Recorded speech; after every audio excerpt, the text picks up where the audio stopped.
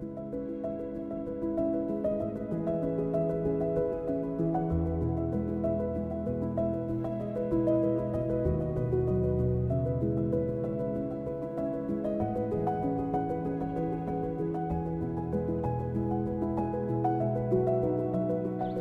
my name is Dominic Weaver. I'm editor of FIDI Focus magazine, and I'm here in Dubrovnik at the 2025 FIDI Conference.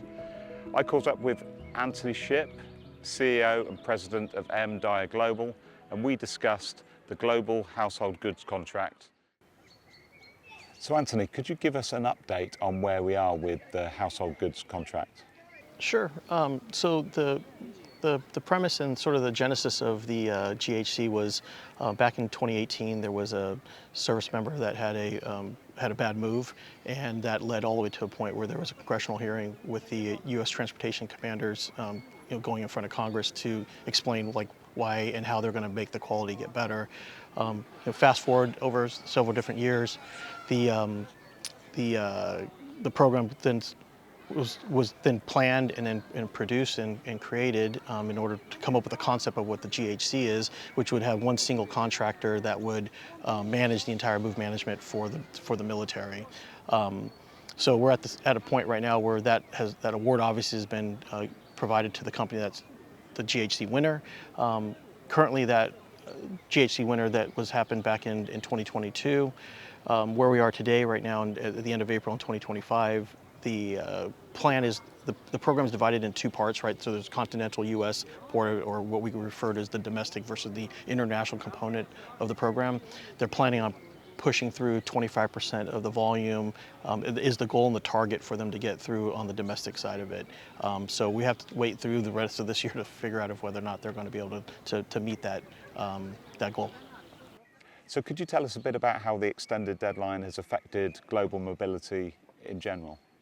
Right now, it's basically business as usual. The horizon right now is that it's always been a program where they were going to have it based on phases. So the current program, the Defense Personal Property Program, also known as DP3, that is also being referred to as the legacy program. They are going to run that in parallel with GHC, so there's a point where that eventually would get phased out.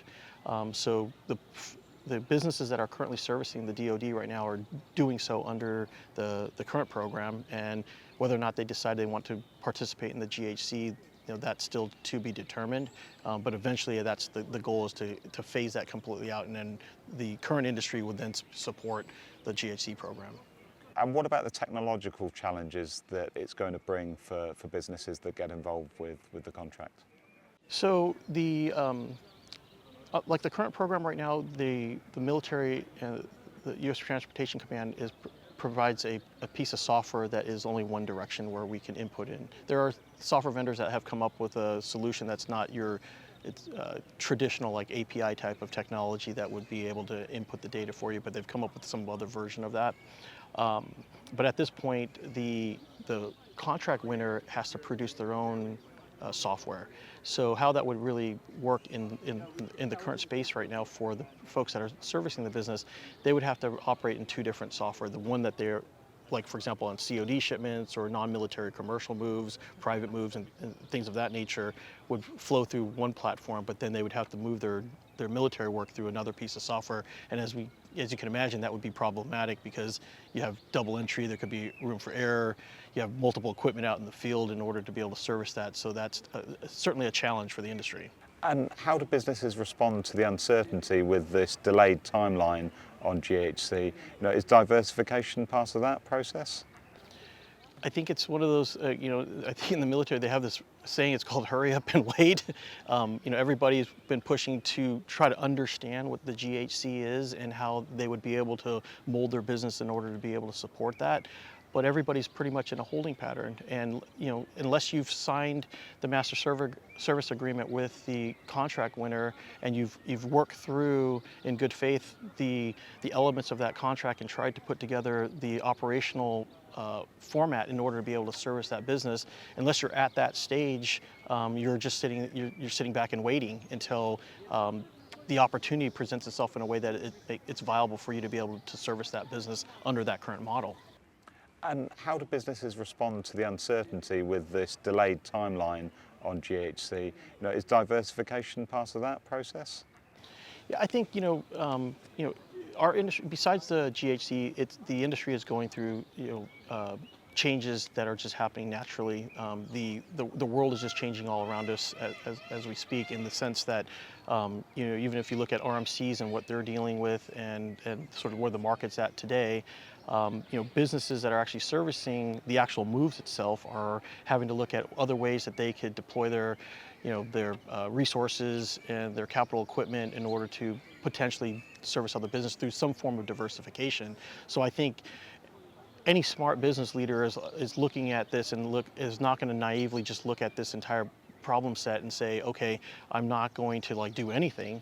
It'd be advisable to certainly look at what options do you have. And I think as the market is changing, there's other demands for those resources and that can cross-pollinate in different market segments. And it's, at the end of the day, it's logistics services, supply chain management of some sort. And as long as those businesses in their market are looking at how they can use that resource in their capital in order to deliver on those services, will be beneficial. The issue you have with that is, if the GHC doesn't come to fruition, or it does come to fruition in some shape or form, the later part, then if you have these businesses that are found other ways of generating revenue, then those resources may not be available, which ultimately at the end of the day will then hurt the service member, because there will not be the movers to do the moves traditionally as they did in the past. So once the GHC is implemented, do you think it's going to result in more industry consolidation? Yeah, I think basically if we look at just the DoD space alone, on the international piece, in my case, I'm based out of Hawaii. It makes up 13% of the market share of all the volume that's going through that program. When you look at the totality of what the GHC contract winner, it would become the largest RMC in the marketplace. And as we know, that doesn't exist today. So that's something that, if that came to fruition and that was a reality, there is the potential for, not only are they doing the DoD space, they could get into all the federal agencies such as the FBI, the DEA, and State Department and things like that. And then that could easily creep over into the corporate market. So you could have essentially an entity that would be the large monopoly in the relocation management space. So how's M.Dyer Global adapting its own business? Yeah, so we haven't, as I described, we're sitting in the holding pattern right now. We've seen the master service agreement. It doesn't coincide with our business model as it is today. We've also seen the rate structure, and that certainly doesn't run right now with our current market conditions. So we are obviously going through the similar growth strategy of looking at diversification of how to even out the moving sector and provide other logistical services in the Hawaii market. However, we're doing great, and we're continuing to service the military under the current program, and we will continue to do so as long as that exists. And at some point, when the GHC is presenting us with a terms and conditions that we can work with, there's a potential and a possibility that we can service the business under that model.